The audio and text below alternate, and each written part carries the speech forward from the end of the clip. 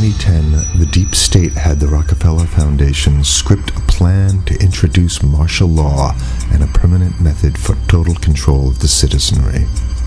In this plan that they disguised as an academic scenario, as they called it, the method they would use to gain complete prison-like control of the entire population was to infect them with a devastating biological pandemic, and then, under the guise of protecting us from this threat, they would be free to implement their final solution, a prison state.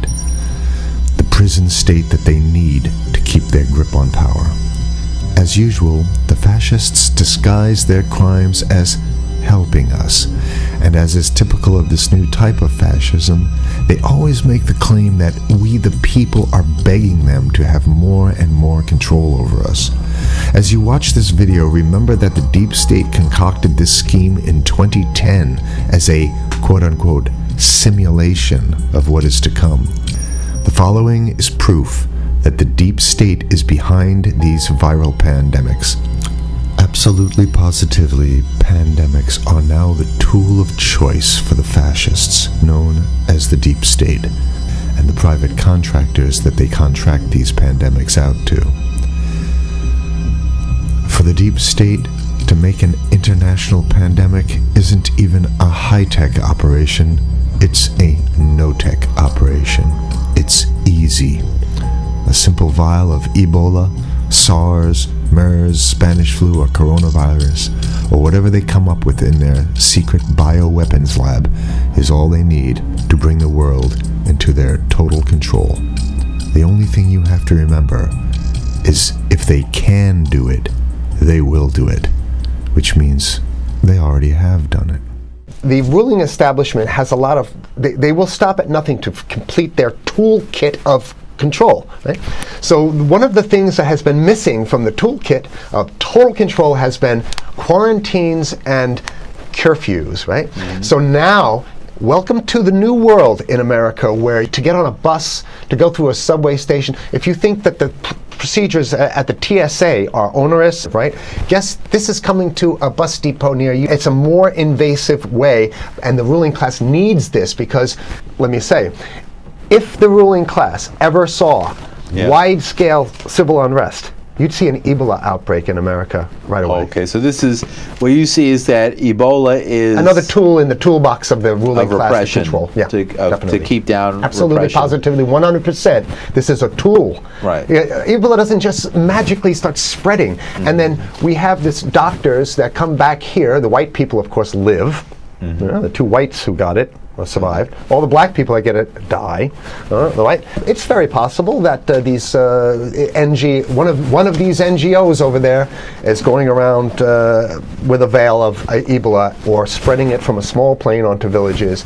The point is to get hundreds of thousands of people infected with it and create the next phase of control. Now, one of the things I'd like to show to back up my my claims here. Here's a document from the Rockefeller Foundation. Rockefeller Foundation, right there. You can zoom in on that, where my finger is. It's called Scenarios for the Future International Development, the Rockefeller Foundation. All right. Okay. Let's take a look at what they're saying here. This is something like a 50, 60-page document. I'd like you to go to page 18, if you can look at this up on the internet, but I'll read it off to you. It's called lockstep, lockstep. And this is a phrase that I used right after 2001 when I saw the entire system of the United States, including the population, were in lockstep. So the Congress went along, and yes, it was Osama bin Laden, and the people waved their flag and said, I hate, hate, hate, hate, and everything was in lockstep. Well, in 2010, they published this, Rockefeller Foundation, and here's what they're saying. They're saying that they call it a scenario. These are scenario narratives, and they speak about it in the past tense. So they put out this scenario, lockstep. A world of tighter, top-down government control and more authoritarian leadership with limited innovation and growing citizen pushback. Okay, I'll read a little bit of it. In 2012, the pandemic that the world had been anticipating for years, nobody was anticipating a pandemic, finally hit. Unlike 2009's H1N1. This new influenza strain originating from wild geese. They use some scenario, but this is Ebola they're talking about. Ahead. Even the most pandemic-prepared nations were quickly overwhelmed when the virus streaked around the world, infecting nearly 20% of the global population and killing 8 million in just 7 months, the majority of them healthy young adults. The pandemic also had a deadly effect on economies. You can see the agenda.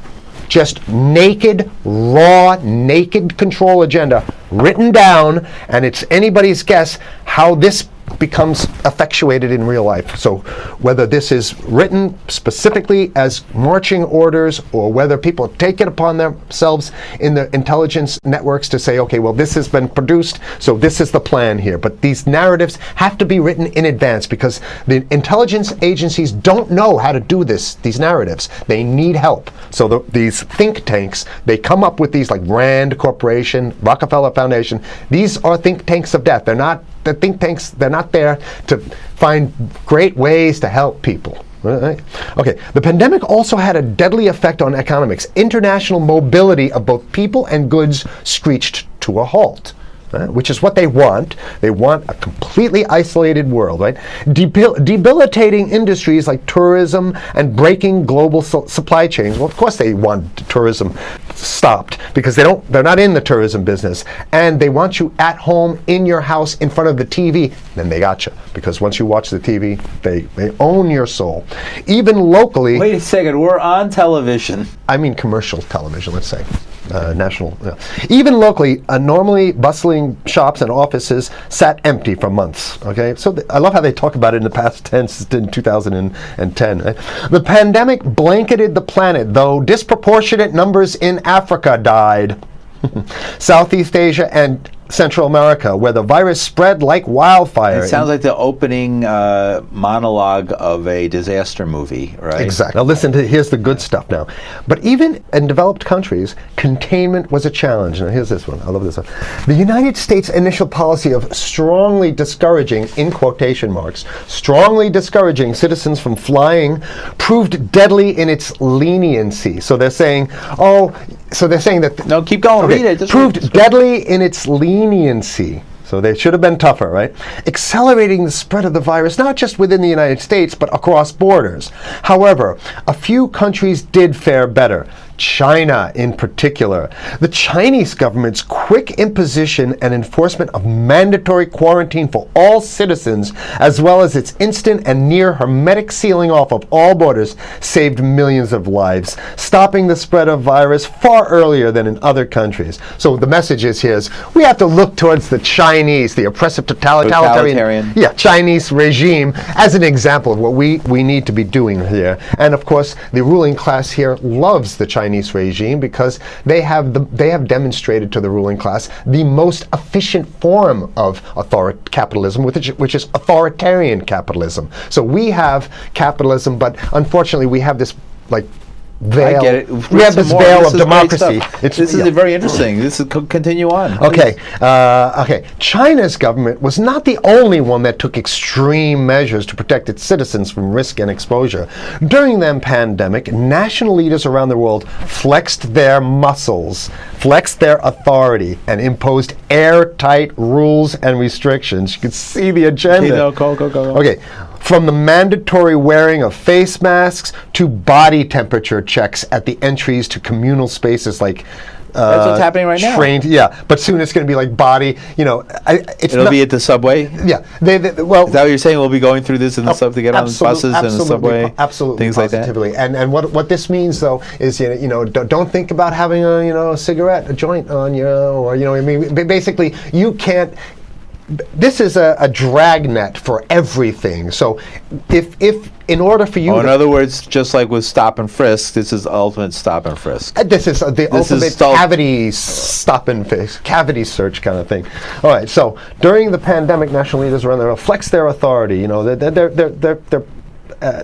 there's some good stuff. Listen to this. And even supermarkets, they want body checks at supermarkets, okay? So basically what they're saying is they're building a system where every move you make, you got to go through them. You can't get food. Food Well, can't how get about if food. you go to the farmer's market? Right. Here's the good stuff now. I mean, it just keeps getting better. Even after the pandemic faded, this more authoritarian control and oversight of citizens and their activities stuck and even intensified. That's the whole point. So they're going to get rid of... Didn't that happen already with 9/11? Of course. 9/11 was how many, 14 years ago, and we still have all these draconian So rules. they're going to put the body cavity USA searches Patriot in. and all That's that right. stuff. So in order to get to a supermarket, you got to have a body cavity search, and then when there's no more Ebola, well, you know what? We kind of like this way because we have a complete infrastructure of a control grid. In order to protect themselves from the spread of increasingly global problems, from pandemics and national terrorism to environmental crisis and rising poverty, leaders around the world took a firmer grip on power.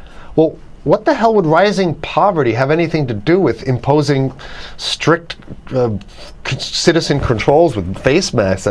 So they're very sloppy stuff here.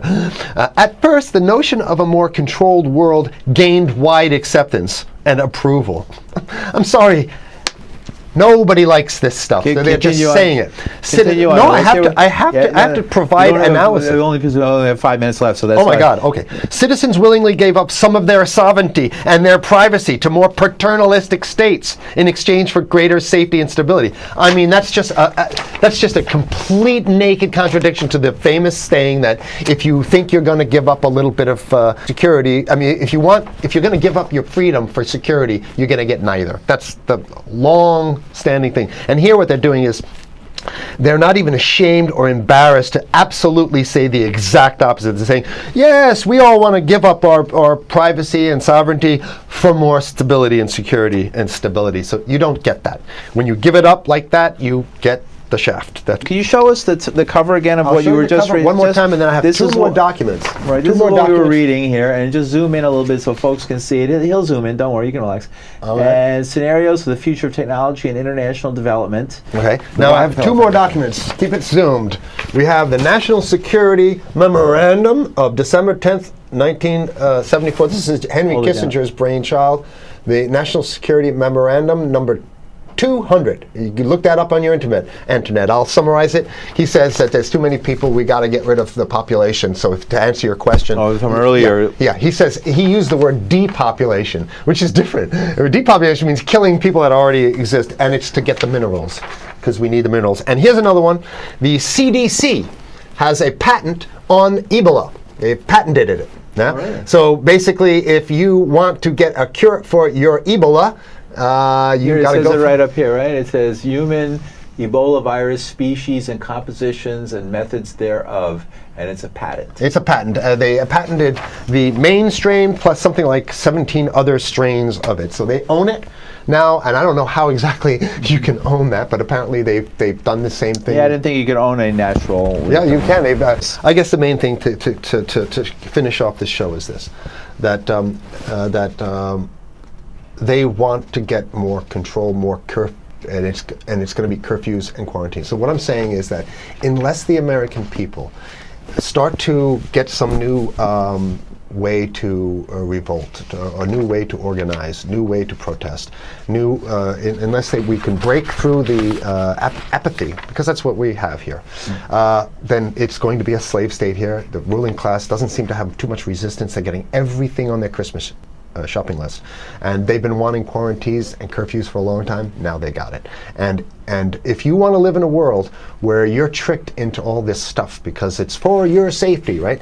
And if you want to have a probe and make sure you got to check your pockets, make sure you don't have anything incriminating on you before you go out, and when you step out of your house, you want some police there to monitor and see what you're doing. If that's the world you want to live in, be apathetic, don't do anything. You're going to get that world very soon. It's coming your way, definitely. Mm-hmm. Yeah. So what should people do? What's the hope? You have 30 seconds. To wake up, learn about it, and go fight these bastards in Washington. They're easy to beat. If we can just organize, we can beat them. It's simple. They're weak, and there's so few of them.